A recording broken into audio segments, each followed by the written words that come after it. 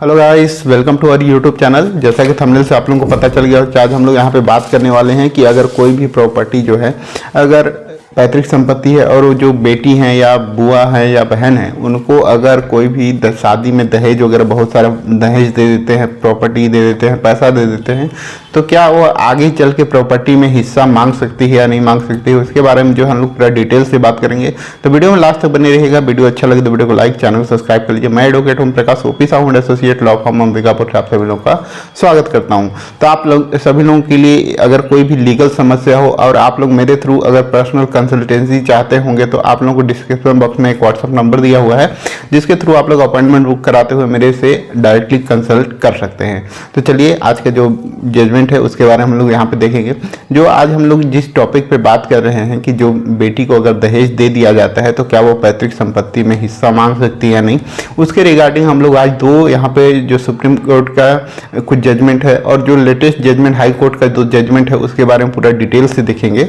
तो यहाँ पे सबसे पहले हम लोग एक चीज समझ लेते हैं कि 2005 से पहले अगर कोई भी प्रॉपर्टी का अगर बंटवारा हो गया है तो उस कंडीशन में जो है बेटी वहां पे प्रॉपर्टी में हिस्सा नहीं मांग सकती। यह चीज आप लोगों का जो है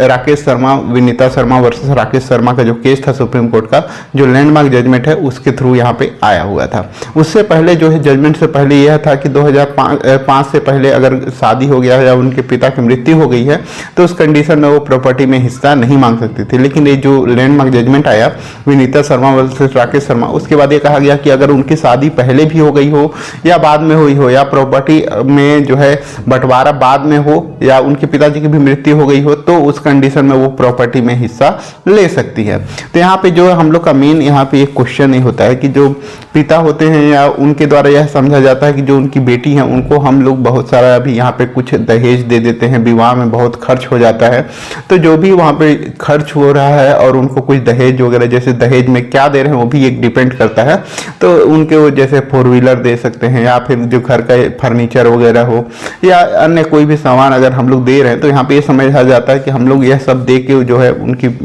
शादी कर रहे हैं तो आगे चल के वह अपने जो ससुराल में वहीं पे जाके सेटल हो जाए और जो उनका जो प्रॉपर्टी वगैरह जो बचा हो वो उनके पुत्र को वहाँ पे मिल जाए। तो इस कंडीशन में क्या यह क्वेश्चन आता है कि क्या उस कंडीशन में अगर जो उनकी पुत्री है उनके द्वारा जो है पार्टीशन सूट वहां पर दायर किया जा सकता है, जो उनकी पैतृक संपत्ति है उस पर वहां पे हिस्सा लिया जा सकता है कि नहीं, उसके बारे में हम लोग यहाँ पे बात करेंगे। तो यहाँ पे जो कंडीशन है यहाँ पे यह देखा जाता है कि प्रॉपर्टी जो है हिस्सा लेने के पूर्व की जो दहेज में क्या दिया गया है, किस तरीके का वहाँ पे जो है दहेज दिया गया है उसको वहाँ पे देखा जाता है। ठीक है, तो यहाँ पे जो है सबसे पहले एक यहाँ पे बॉम्बे हाई कोर्ट का एक जजमेंट आया हुआ है, मिस तेरेजीना मार्टिन डेविड वर्सेस मिगुल गौड़ा रोजारियो मार्टिन। यह जजमेंट है मार्च 2023 का जजमेंट है, जिसमें ये कहा गया है कि बेटी को अगर कोई भी दहेज वगैरह दिया जाता है, मतलब पहले हम लोग इस केस में हम लोग पहले फैक्ट को समझ लेते हैं। जो उनकी बेटी है उनके द्वारा जो है एक पार्टीशन का सूट वहाँ पे दायर किया जाता है। क्या हुआ था कि जो उनकी प्रॉपर्टी थी उस प्रॉपर्टी में से जो उनकी बहन का जो हिस्सा बनता था उस प्रॉपर्टी को किसी और भाई को वहाँ पर से ट्रांसफर कर दिया गया। तो जो उनकी बहन है उनके द्वारा यह लगाया गया कि विदाउट माई कंसर्न ये प्रॉपर्टी को किसी और को ट्रांसफर कर दिया गया है, जिसमें मेरा कंसर्न होना जरूरी है। तो यहाँ पे जो है उनके भाई और जो उनकी बहन वगैरह कुछ थे उनके द्वारा यह कहा गया कि इस प्रॉपर्टी का ऑलरेडी ओरल बंटवारा हो चुका है, इसमें उनके द्वारा हक त्याग कर दिया गया है और जो इनकी जब शादी हुई थी उस समय इनको बहुत सारी प्रॉपर्टी जो है और इनको बहुत सारा दहेज कैश में दिया गया था। इसके बाद इनसे यहाँ पे जो है प्रॉपर्टी को ट्रांसफर करने के लिए इनसे कंसर्ट लेने के यहाँ पे जरूरत नहीं है, इसीलिए इनसे कंसर्ट नहीं लिया गया। तो यहाँ उनके द्वारा यह कहा गया कि यह प्रॉपर्टी जो है यह मेरे हिस्से की प्रॉपर्टी है, तो मेरे से विदाउट कंसेंट किए इस प्रॉपर्टी को आगे किसी और को ट्रांसफर नहीं किया जा सकता। तो इस तरीके से जो है यहाँ पे बॉम्बे हाई कोर्ट ने यह कहा कि जो प्रॉपर्टी है वह प्रॉपर्टी जो है उनका हिस्सा होता ही है। यहाँ पे कोई दहेज देने से यहाँ पे किसी का जो लीगल राइट है इस प्रॉपर्टी में, जो उनकी डॉटर का राइट है, वहाँ पे समाप्त नहीं होगा। उनके द्वारा जो दिया गया है दहेज वह उनका एक पारंपरिक तौर पे यहाँ पे हो सकता है, एक प्रथा हो सकता है, यह कानूनी तौर पे गैर कानूनी भी है। यहाँ पे कानूनी एक क्राइम भी माना जाता है इस दहेज को। तो ये कोई यहाँ से इस तरीके का अगर किसी को कोई दहेज दिया जाता है तो वो भी वह प्रॉपर्टी पे जो है अपना वहाँ पे राइट क्लेम कर सकती है और उस प्रॉपर्टी में हिस्सा ले सकती है। तो यहाँ पे बॉम्बे हाई कोर्ट ने वहाँ पे कहा कि वो उनको प्रॉपर्टी पे हिस्सा मिलेगा, चाहे वो कितना भी दहेज दिए हो, उससे वहाँ पे कोई डिपेंड नहीं करता। तो आप लोगों का यहाँ पे एक डाउट होगा कि जैसा कि हम लोगों ने थंबनेल में बताया कि प्रॉपर्टी में बेटी को जो है दहेज देने के बाद हिस्सा नहीं मिलेगा, तो वो यहाँ पे तो ऐसा कुछ नहीं हुआ। तो उसके रिगार्डिंग जो है 2022 का एक जजमेंट है कर्नाटक हाई कोर्ट का, जिसमें क्या हुआ था कि उस फैक्ट में कि जो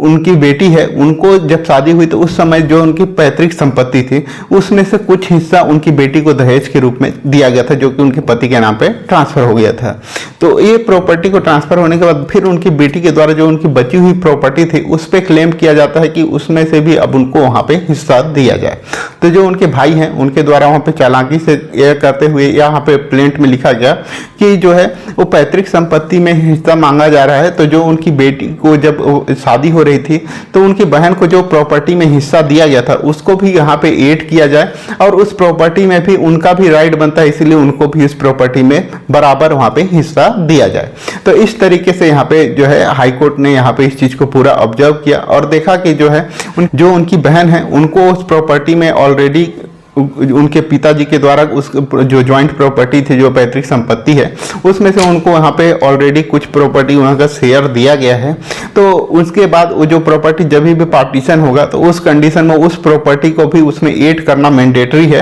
तभी उस प्रॉपर्टी में बराबर सभी लोगों का हिस्सा हो सकता है। तो यहाँ पे जो उनकी बहन थी उनके द्वारा ये डिफेंस लिया गया कि जो प्रॉपर्टी है वो प्रॉपर्टी जो है उनके पति के द्वारा उसको अपनी स्वयं अर्जित स्वयं से खरीदा गया है, न कि वो उनको वहाँ पे दहेज में दिया गया है। तो हाई कोर्ट ने यहाँ पे भी डिफेंस लिया और कहा कि वो प्रॉपर्टी का जो भी अगर उनके द्वारा खरीदा गया है तो उस कंडीशन में उस प्रॉपर्टी को उसमें ऐड नहीं किया जाएगा, लेकिन अगर दहेज के तौर पे वहाँ पे दिया गया है तो वह प्रॉपर्टी वहाँ पे उसमें ऐड किया जाएगा, तभी उसका पार्टीशन अच्छे से हो सकता है, बराबर वहाँ पे हो सकता है। ठीक है, तो यहाँ पे जो है और इस तरीके का बोलिए कि जो अभी यहाँ पे दिखाया गया कि उनके द्वारा सेल्फ अक्वायर्ड प्रॉपर्टी है या नहीं है, उस चीज को साबित करना वो ट्रायल कोर्ट का काम है। बट यहाँ पे इनसे हम लोग यह समझ सकते हैं कि अगर कोई पैतृक संपत्ति है या सेल्फ अक्वायर्ड प्रॉपर्टी है, अगर उस प्रॉपर्टी में से अगर उनकी पुत्री है उनको अगर दहेज के में कुछ प्रॉपर्टी दी गई है तो उस कंडीशन में उस प्रॉपर्टी को भी अगर ऐड करेंगे तभी उसका पार्टीशन बराबर वहां पे हो सकता है। तो इस तरीके का अगर आपके भी केस में हो तो आप लोग इस तरीके का यूज कर सकते हैं और इसके बाद हो सकता है कि जो उनकी बहन हो उनके द्वारा उस प्रॉपर्टी का केस जो पार्टीशन का सूट लगाए हैं उसको वहां पे वापस ले सकते हैं। लेकिन अगर सिर्फ आपके द्वारा कुछ कैश दिया गया है या घर के जो फर्नीचर वगैरह है वो सब दिया गया है तो उस कंडीशन में जो है उनका जो लीगल राइट होता है प्रॉपर्टी पे उसको वहां पे आप डिस्ट्रॉय नहीं कर सकते। उनको वहां पे लीगल राइट मिलता है कि उनको प्रॉपर्टी में बराबर हिस्सा मिलेगा, क्योंकि हिंदू सक्सेशन एक्ट 1956 के सेक्शन 6 में दिया गया है कि जो उनकी बेटी है उनका जो उनके पुत्र है उनके बराबर का उनका हिस्सेदार है, मतलब दोनों इक्वल है, वहां पे किसी प्रकार का उनके में भेदभाव नहीं किया जाएगा, दोनों बराबर है, इसलिए जो है प्रॉपर्टी में सभी का बराबर हिस्सा होगा। वीडियो अच्छा लगा हो तो वीडियो को लाइक करें, चैनल को सब्सक्राइब करें ताकि आगे आप लोगों को इस तरह का अपडेट मिल सके। वीडियो को लास्ट तक देखने के लिए आप सभी लोगों का धन्यवाद।